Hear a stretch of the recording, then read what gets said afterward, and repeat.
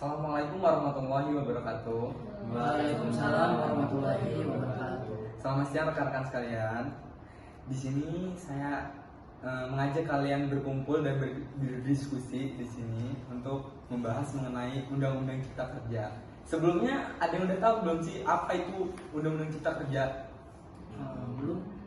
Apa sih Undang-Undang Cipta Kerja itu? Nah, Undang-Undang Cipta Kerja itu adalah undang-undang yang baru dilegalkan oleh pemerintah mengenai beberapa perubahan pasal dan lain sebagainya, terutama mengenai perubahan pendirian PT dan koperasi.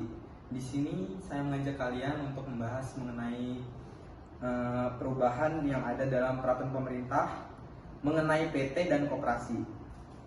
Di sini yang pertama saya akan menjelaskan mengenai peraturan perubahan pasal yang ada dalam Undang-Undang Cipta Kerja mengenai peraturan pemerintah mengenai PT dan koperasi yang terdapat pada terhadap Undang-Undang Nomor 40 Tahun 2007 tentang PT yang diubah pada Undang-Undang tahun 2020 ini, dan Undang-Undang mengenai koperasi Nomor 25 Tahun 1992 tentang koperasi. Nah, sebelum itu saya akan menjelaskan perubahan apa aja sih yang diubah di dalam mengenai PT dan koperasi ini di Undang-Undang Cipta Kerja ini. Undang-Undang Cipta Kerja mengubah beberapa pasal dalam Undang-Undang PT, terutama yang berkaitan dengan persyaratan pendirian, modal dasar, kewajiban administrasi, dan perlindungan bagi pekerja. Tujuan dari perubahan ini adalah untuk mempermudah dan mempercepat proses perizinan usaha, mengurangi biaya operasional, dan meningkatkan daya saing PT di pasar global.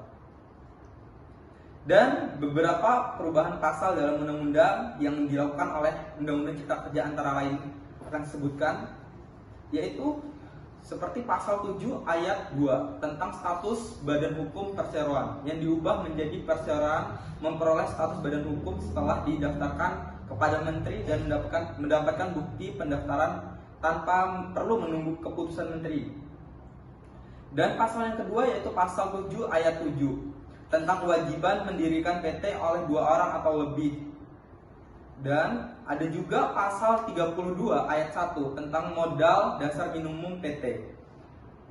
Dan yang terakhir pasal 64 ayat 1 tentang kewajiban membuat akta notaris untuk setiap perubahan anggaran dasar. Dan selanjutnya bukan hanya dari perubahan di dalam peraturan Cipta Kerja, bukan mengenai hanya PT saja, namun juga mengenai koperasi. Beberapa perubahan pasal dalam Undang-Undang Koperasi yang dilakukan oleh Undang-Undang Cipta Kerja antara lain bisa disebutkan, yaitu yang pertama pasal 6 ayat 1 tentang jumlah minimum anggota pendiri koperasi primer. Yang kedua yaitu pasal 9 ayat 3 tentang buku daftar anggota koperasi yang diubah menjadi buku daftar anggota dapat berupa dokumen tertulis ataupun elektronik. Yang selanjutnya yaitu pasal 44 ayat A ayat tentang koperasi yang menjalankan kegiatan usaha berdasarkan prinsip syariah. Dan yang terakhir pasal 44 dan pasal 45 mengenai pemberian keleluasaan bagi koperasi untuk menerapkan prinsip syariah dalam organisasi kegiatan usaha dan pengawasan. Dan selanjutnya mengenai beberapa substansi yang diubah setelah lahirnya Undang-Undang Cipta Kerja. Mungkin di sini ada yang bisa menjelaskannya. Izin menjawab ya.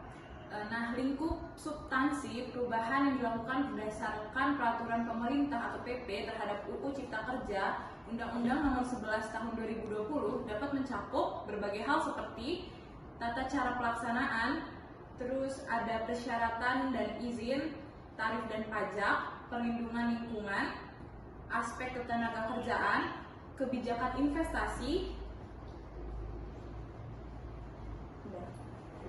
dan perubahan dalam PP terhadap Undang-Undang Cipta Kerja dapat mempengaruhi berbagai aspek ekonomi, bisnis, dan regulasi di Indonesia.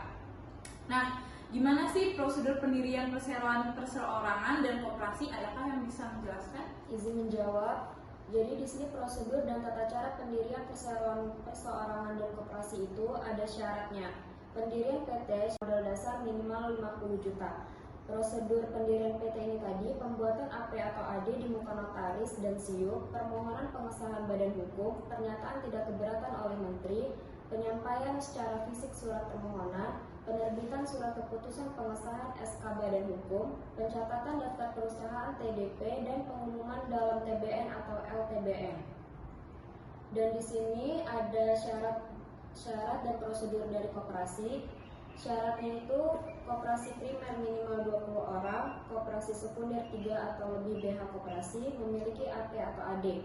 Dan prosedurnya itu rapat pembentukan BA, penyusunan AP atau AD di muka notaris atau camat, permohonan pengesahan AP atau AD oleh Menkop secara tertulis, pengesahan AP atau AD oleh Menteri, dan pengumuman oleh Menteri dalam daftar umum koperasi.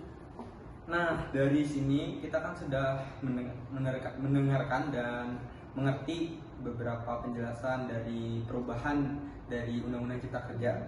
Nah, dari perubahan Cipta Kerja ini menurut saya ada beberapa dampak Undang-Undang Cipta Kerja dan peraturan pemerintah terkait terhadap perubahan status kewajiban PT dan koperasi. Nah, dari situ pasti memiliki dampak positifnya. Nah, mungkin di sini ada yang bisa menjawab dampak positif dari Undang-Undang Cipta Kerja tersebut. Izin menjawab ya. Nah, di dalam dampak positif tersebut terhadap perubahan status dan kewajiban PT atau perseroan terbatas dan koperasi di Indonesia itu memiliki beberapa. Nah, yang pertama yaitu kemudahan berusaha. Di situ Undang-Undang Cipta Kerja dan peraturan terkait bertujuan untuk mengurangi birokrasi dan hambatan administratif dalam membangun dan mengoperasikan perusahaan. Nah, yang kedua itu investasi dan pekerjaan. Nah, di dalam investasi dan pekerjaan itu dijelaskan dengan upaya untuk meningkatkan iklim investasi di Indonesia.